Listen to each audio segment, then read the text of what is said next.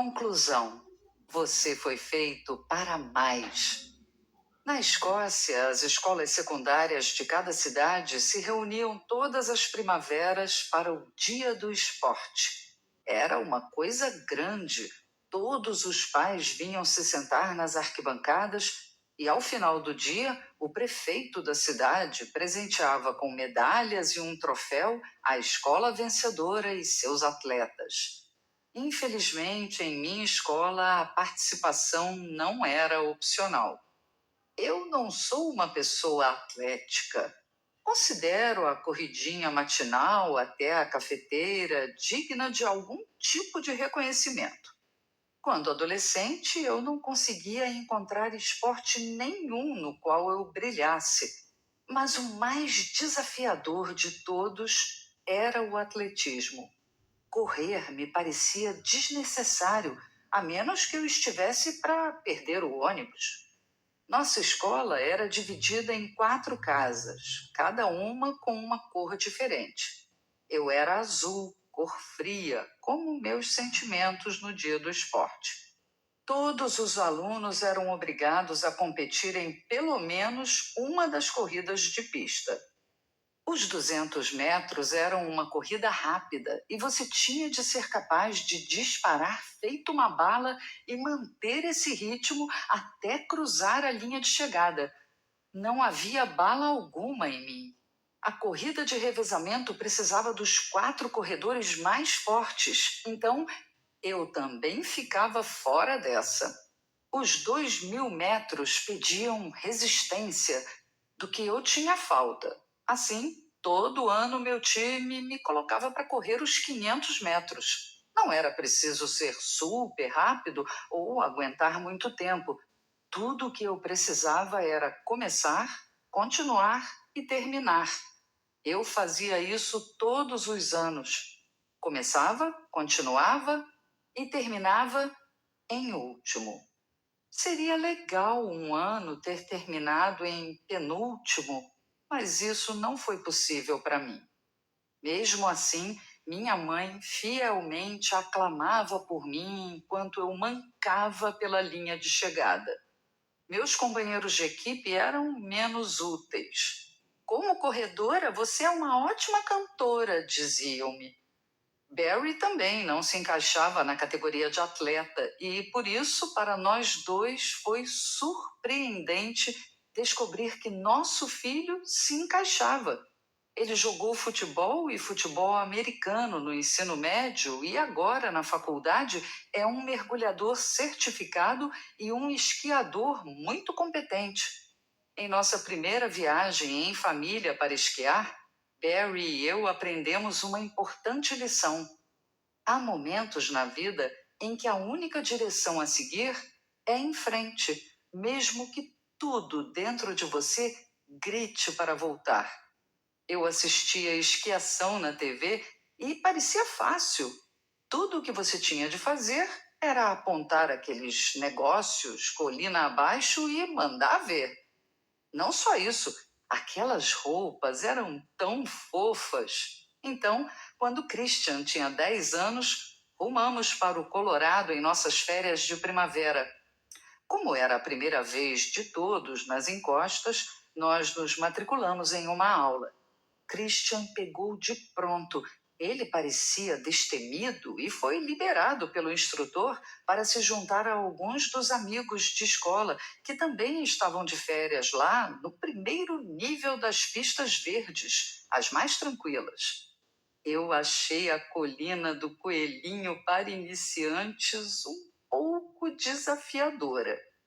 O instrutor ficava me dizendo para formar uma fatia de pizza com os esquis, mas os meus estavam mais para uma pizza enrolada. Eu concluí que estava tendo dificuldades porque a colina era fraca. Afinal, as pessoas que eu assistia nos Jogos Olímpicos de Inverno desciam uma montanha, não ficavam de um lado para o outro. Barry concordou. A descida do coelhinho não era para nós. Nós fomos feitos para mais. Ao final de nossa aula, o instrutor sugeriu que nos inscrevêssemos para outras no dia seguinte e no seguinte. Agradecemos e lhe dissemos: deixa com a gente. Nós estávamos prontos. Era a hora da liga profissional. Nós entramos na fila para o teleférico Drink of Water, cheios de esperança e confiantes de que logo estaríamos zunindo colina abaixo, eu em minha roupa rosa e branca e Barry, todo americano, em vermelho, branco e azul. Sentar no teleférico é um pouco desafiador. Ele não para quando você vai embarcar, o que me pareceu mal pensado. Você tem que pegá-lo vindo por trás de você, sentar-se, puxar a barra e se segurar. Bem, nós nos viramos com isso. O cenário no trajeto era de tirar o fôlego.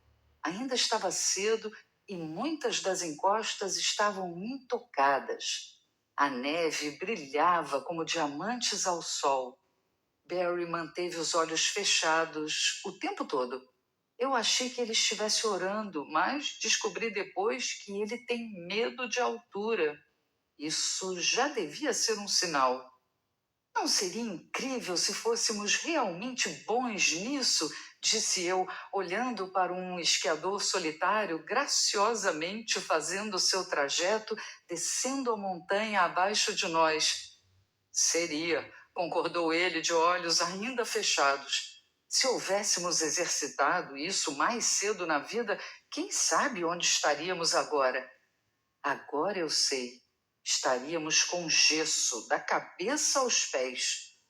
Se eu achei que subir no teleférico era desafiador, nada me preparara para conseguir descer. Observei as pessoas à nossa frente ao chegarem ao topo. É só esquiar para sair, disse a Barry. Você vai ter de abrir os olhos. Eles não nos dão muito tempo. No minuto em que pus meus esquis na neve e a cadeira seguiu em frente, eu caí de cara no chão, o que fez o desembarque do casal atrás de nós mais desafiador. Eles caíram em cima de mim enquanto eu tentava me arrastar para longe. Levantaram-se e saíram esquiando, resmungando alguma coisa sobre esquiadores novatos. Barry não caiu, mas também não parou. Ele esquiou de cabeça para uma lata de lixo e depois aterrissou sobre seu traseiro. Eu engatinhei até ele, um esqui no pé e outro fora. Não foi o começo mais promissor. Esqueça isso, a gente dá conta, eu disse. Ninguém falou como entrar e sair daquela geringonça. Esquiar vai ser muito mais fácil. Nós, cada um em sua vez, posamos para umas fotos, bastões na mão, óculos de esqui, parecendo bem olímpicos. Com os dois esquis no lugar, juntei-me a Barry para ler a placa que dizia quais pistas estavam disponíveis a partir daquele ponto da montanha. Algumas estavam marcadas em azul e pareciam mais difíceis. Decidimos que, embora provavelmente dessemos conta, começaríamos com uma pista verde. Nós nos contentamos com uma chamada Red Buffalo, Búfalo Vermelho. Gostei da sonoridade do nome. Como as corridas de búfalos pela planície, nós também começaríamos esta corrida para a qual nascemos.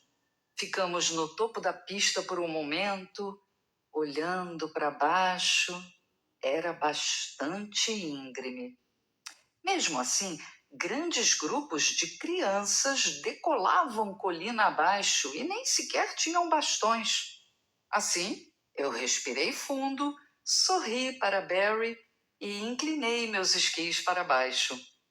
Eu descobri que, afinal, tinha uma bala dentro de mim. Disparei a uma velocidade absurda, descendo em linha reta, e percebi que não havia perguntado onde ficavam os freios. Sim, agora eu sei que não há freios. Então, eu fiz a única coisa em que consegui pensar na hora: caí para frente. Aterrissei com força na neve. Meus óculos foram para um lado e um esqui e meus bastões para o outro. Ao ouvir uma garotinha gritando, eu me virei e percebi que era Barry. Ele estava vindo na minha direção. Pelo olhar de completo horror em seu rosto, ficou claro que sua primeira corrida não estava indo nada melhor que a minha. Eu me preparei para o impacto. Ele bateu em mim e depois rolou um pouco mais colina abaixo. Arranquei meu esqui que ficara e desci para ver se ele ainda estava vivo. O que a gente estava pensando? Perguntou ele quando recuperou o fôlego. A gente não consegue fazer isso. Não somos esquiadores. A gente gosta de rio preguiçoso. Espera aí, falei. Tenho que recuperar minhas coisas. Deixei com ele o esqui que eu segurava e me arrastei de volta até a colina, esquivando-me de esquiadores bravos por todo o caminho. Encontrei meu outro esqui e os bastões, mas os óculos tinham ido embora. Ou alguém os pegou, ou eles foram enterrados no meio da neve. Considerei isso um efeito colateral e me arrastei de volta até onde Barry estava, agora deitado de costas. O que vamos fazer? Perguntei. Estamos no meio da montanha. Não podemos engatinhar todo o caminho de volta. Temos que descer. Tem ônibus? Perguntou ele. Barry, estamos em uma montanha, não no shopping. Temos que descer. Que tal uma equipe de resgate? Sugeriu. Isso é para pessoas feridas, não para pessoas idiotas. Agora eu percebo que, se você é um esquiador, isso parece ridículo, mas nós estávamos genuinamente apavorados. Era um longo caminho para descermos todo, e a confiança equivocada que tínhamos lá no topo desapareceu junto com meus óculos. Vamos só ficar aqui então, disse ele. Christian vai mandar um grupo de busca se não voltarmos. Você quer que um menino de 10 anos consiga ajuda para a mãe e o pai que estão presos no meio de uma colina para iniciantes? Perguntei. Sem chance. A gente tem de fazer isso. Temos de recolocar os esquis e vamos nos ajudando para descer a montanha. É difícil colocar os esquis quando você está em uma colina, mas por fim conseguimos colocá-los e lentamente, quero dizer lentamente mesmo, indo de um lado ao outro da colina, finalmente terminamos nosso caminho até lá embaixo. Quando nos encontramos com Christian, seus amigos e os pais deles ao final do dia, ele estava radiante. Foi incrível, né? Aham, nós dois achamos incrível, respondi. Que ainda estejamos vivos, murmurou Barry.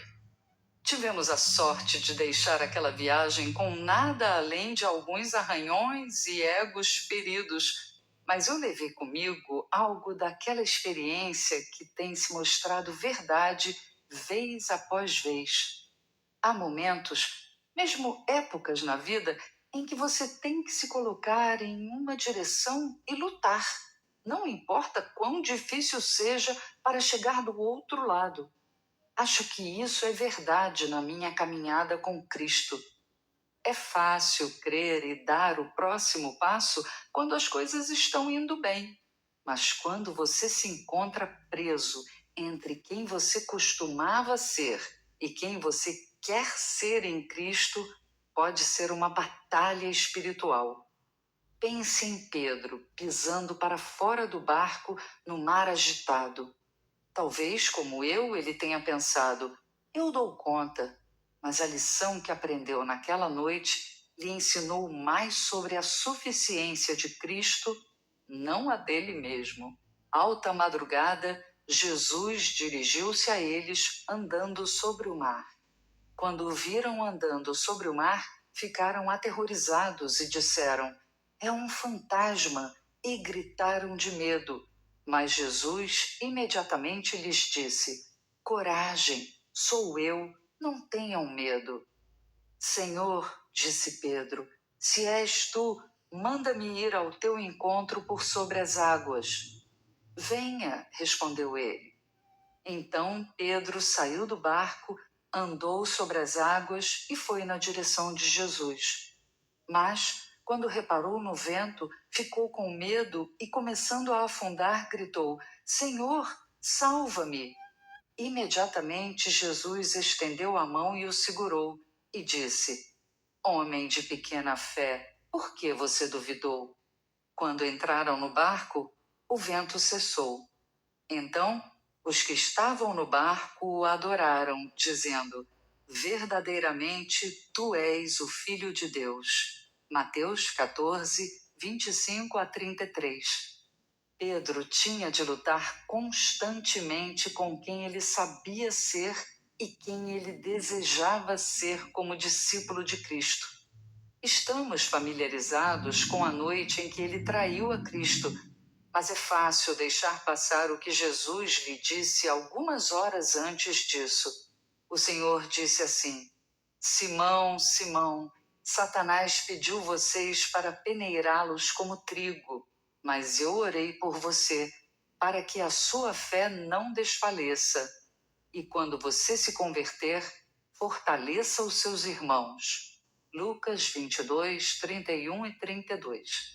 Na língua original, fica claro que Satanás pediu para peneirar os discípulos todos, mas que Cristo havia orado por Pedro em particular. Em essência, Cristo estava dizendo a Pedro: Você vai ter de lutar por sua fé. Não vai ser fácil, mas quando você se arrepender e voltar, ajude seus irmãos a se tornarem mais fortes. Eu amo o fato de, depois da ressurreição, Cristo perguntar a Pedro 3 vezes se ele o amava. 3 vezes ele negara sequer conhecer a Cristo, mas na praia, naquela manhã, ele teve a oportunidade de declarar publicamente seu amor 3 vezes. Depois de comerem, Jesus perguntou a Simão Pedro: Simão, filho de João, você me ama mais do que estes? Disse ele: Sim, Senhor, tu sabes que te amo. Disse Jesus: Cuide dos meus cordeiros. Novamente Jesus disse: Simão, filho de João, você me ama? Ele respondeu: Sim, Senhor, tu sabes que te amo. Disse Jesus: Pastoreie as minhas ovelhas. Pela terceira vez ele lhe disse: Simão, filho de João, você me ama? Pedro ficou magoado por Jesus lhe ter perguntado pela terceira vez: Você me ama? E lhe disse: Senhor, tu sabes todas as coisas e sabes que te amo. Disse-lhe Jesus: Cuide das minhas ovelhas. João 21, 15 a 17. Alguns comentaristas sugerem que a única razão para Jesus ter perguntado 3 vezes a Pedro se ele o amava era cancelar as 3 negações. Mas acho que há mais coisa. Eu acho que Cristo estava testando onde estava a fé de Pedro. Será que ele ainda era o mesmo pescador impetuoso e autoconfiante que jurou que nunca falharia? Ou seria ele agora um homem que sabia onde estava sua força em Cristo apenas? Nas 2 primeiras vezes que pergunta a Pedro: Você me ama? Jesus usa a palavra ágapa. É desta palavra que temos o amor ágape, significando o amor divino entre Deus e nós.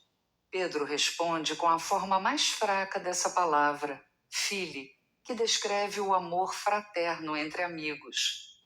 Na terceira vez, Cristo usa a palavra de Pedro, fili, e Pedro, entristecido, responde que sim, ele ama Jesus com um amor humano imperfeito. Deste lugar de transparente vulnerabilidade, Cristo comissiona Pedro a ser o que alimenta suas ovelhas. Foi significativo ele ter feito isso na frente dos outros discípulos. Eles sabiam como Pedro havia falhado.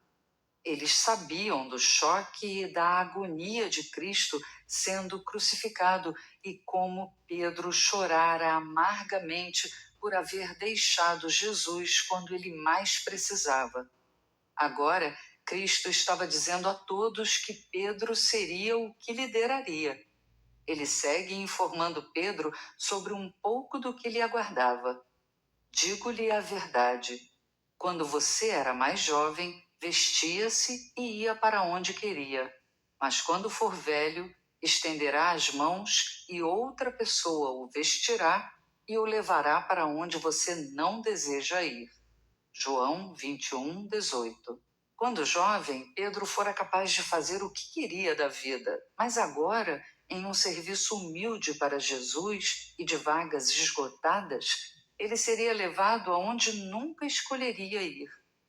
A história da igreja registra que, de fato, Pedro foi preso e crucificado, mas o homem que disse não saber quem era Jesus não vivia mais. Ele fora transformado. Enquanto seus braços eram estendidos para serem pregados na cruz, Pedro pediu para ser crucificado de cabeça para baixo, pois se via indigno de morrer da mesma morte que seu Senhor e Salvador. Pedro perdeu a confiança em si mesmo e, em lugar disso, ficou cheio de fé no Cristo ressuscitado. Mas comecei este audiolivro com a verdade básica de que tudo bem não estar bem. Jesus nos conhece e nos ama como somos, quer nos sintamos fracos ou fortes. Mas eu quero terminar encorajando você a lutar por mais. Toda pessoa que encontro nas Escrituras disposta a lutar com sua fé, a lutar para conhecer mais de Deus, foi mudada. Pense em Jó. Olhamos para algumas de suas histórias. Vemos como ele lutou com Deus em meio à sua dor. Ele não pegou leve, ele lutou muito. Deus o elogiou por se recusar a ficar quieto. Ele levou todas suas queixas a Deus e, no final, Jó disse: meus ouvidos já tinham ouvido a teu respeito, mas agora os meus olhos te viram. Jó 42:5. Essa declaração me desafiou por anos. A implicação era cristalina. Você vai lutar por uma fé que seja sua ou vai se contentar com o que todo mundo fala sobre Deus? Em meus dias mais sombrios, no chão do meu quarto de hospital, em uma ala psiquiátrica, eu escolhi lutar.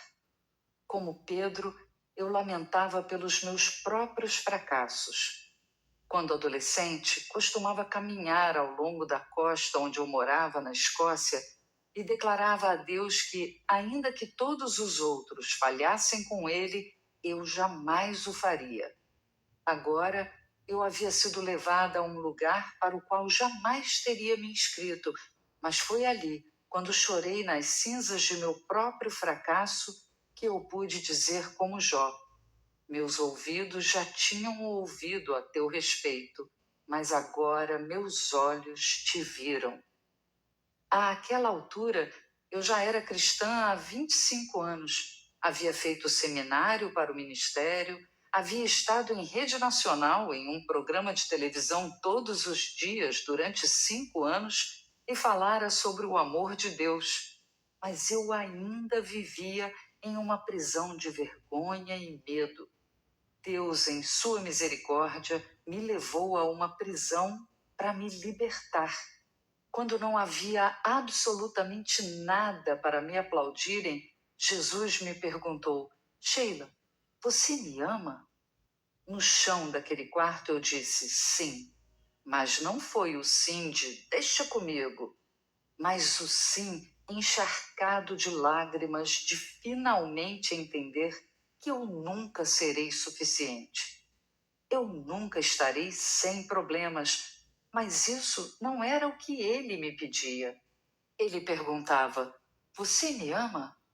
Medir nossa vida e nosso serviço a Cristo pelo estarmos bem ou não é um modo de vida destrutivo à alma. Sempre daremos 2 passos à frente e 3 atrás. Eis a mudança. Cristo pergunta: você me ama? Nosso comportamento muitas vezes nos detém, porque nos desanimamos com nossos próprios fracassos. Não é assim que Cristo vê ou mede o seu e o meu valor. Em lugar disso, ele simplesmente pergunta se nós o amamos. As regras tentam modificar nosso comportamento, mas o amor de Deus, muda nosso coração. Quando nosso coração está livre para amar com abandono, sabendo que não estamos sendo julgados pelas vezes que falhamos, nosso comportamento muda. Ele muda não porque temos de mudar, mas porque amamos tanto a Deus que queremos mudar. O amor de Cristo nos impulsiona a dar o próximo passo e o próximo e o próximo. O ponto nunca foi se comportar melhor, sempre foi estarmos amando mais, e nada, nada, nada pode nos separar desse amor. Pois estou convencido de que nem morte, nem vida, nem anjos, nem demônios, nem o presente, nem o futuro, nem quaisquer poderes, nem altura, nem profundidade, nem qualquer outra coisa na criação será capaz de nos separar do amor de Deus que está em Cristo Jesus, nosso Senhor. Romanos 8, 38 e 39. E agora? Obrigada por fazer essa viagem comigo. Estou orgulhosa de você. Alguns passos podem ter sido mais fáceis de tomar do que outros, mas penso que nos mais difíceis de entender é que está a maior recompensa. Você precisará voltar em alguns passos desse audiolivro várias e várias vezes. Mas tudo bem, porque ao dar um passo de cada vez, você está avançando a cada dia. Quando coloca sua mão na mão de Cristo e diz sim aos pequenos degraus e aos grandes degraus, você nunca mais será o mesmo. É a maior aventura da vida. Vale a pena lutar por você. Vale a pena lutar pela sua fé. Vale a pena lutar por Cristo.